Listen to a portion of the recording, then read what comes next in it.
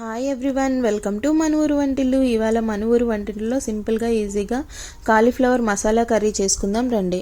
ఇలా కావాల్సిన పదార్థాలన్నీ రెడీగా పెట్టుకోవాలండి. దాని తర్వాత ఒక గిన్నె తీసుకొని ఆ గిన్నెలో నీళ్ళు, అలాగే కొంచెం సాల్ట్, అలాగే కొంచెం పసుపు వేసుకోవాలండి.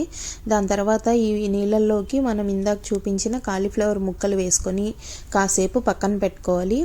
ఇలా చేస్తే కాలీఫ్లవర్ ముక్కలకి కొంచెం సాల్ట్ పడుతుంది, అలాగే ఏదైనా డస్ట్ ఉన్నా కూడా పోతుందండి. దాని తర్వాత ఒక మిక్సీ జార్ తీసుకొని చూపించిన విధంగా ధనియాలు, లవంగ్, అలాగే దాల్చిని వేసుకొని ఫస్ట్ కచ్చాపచ్చాగా పట్టుకోవాలండి, మిక్సీ పట్టుకోవాలి. దాని తర్వాత ఇలా ఆనియన్ ముక్కలు వేసుకోవాలండి. దాని తర్వాత ఇందులోకి మనం కొంచెం అల్లం వెల్లుల్లి పేస్ట్ వేసుకోవాలి.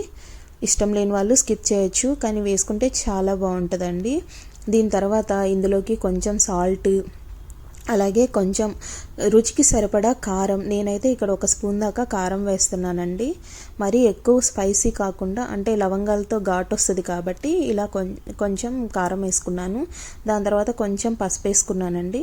ఇవన్నీ కలిపి మనం చక్కగా మిక్సీ పట్టుకోవాలి. దాని తర్వాత స్టవ్ ఆన్ చేసి ఒక గిన్నె పెట్టుకొని అందులోకి 2 స్పూన్స్ ఆయిల్ వేసుకోవాలండి. ఈ ఆయిల్ కొంచెం వేడయ్యాక ఇందాక మిక్సీ చేసి పెట్టుకున్నాం కదా, ఆ పేస్ట్ మొత్తం ఇందులోకి యాడ్ చేసేయాలి. ఇంకా దీనిలో జీలకర్ర, ఆవాలు లాంటివి యాడ్ చేయాల్సిన అవసరం లేదండి. ఇలా మొత్తం వేసుకొని ఇది పచ్చివాసన పోయేంత వరకు కొంచెం వేయించుకోవాలి. కరివేపాకు కూడా యాడ్ చేసుకున్నాను.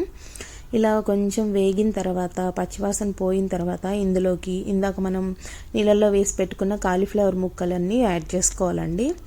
దాని తర్వాత ఈ ముక్కలకి అన్నిటికీ మసాలా పట్టేలాగా బాగా కలుపుకోవాలి. అంటే మనకు ముక్కలు సన్నసెగ మీద మగ్గుతున్నప్పుడే ఇందులోంచి వాటర్ కూడా రిలీజ్ అవుతుందండి. అందుకని మంచిగా కలుపుకొని ఇట్లా సన్నసెగ మీద పెట్టుకొని మూత పెట్టుకోవాలండి. ఇలా పెట్టుకున్నాక ఇందులోంచి వాటర్ అంతా బయటకు వచ్చేస్తుంది. ఈలోపు ఇందాక మనం మిక్సీ జార్ని పట్టుకున్నాం కదా, అందులోకి ఇంకొంచెం నీళ్ళు యాడ్ చేసుకొని ఆ నీళ్ళని ఈ కర్రీలో యాడ్ చేసుకుంటున్నానండి. మనకు కావాల్సినంత వరకు నీళ్ళు యాడ్ చేసుకొని ఇలా మీడియం ఫ్లేమ్ మీద ఉడికించుకోవాలి. ఇలా కర్రీ అంతా బాగా దగ్గరకు అయ్యేంత వరకు బాగా ఉడికించుకోవాలండి.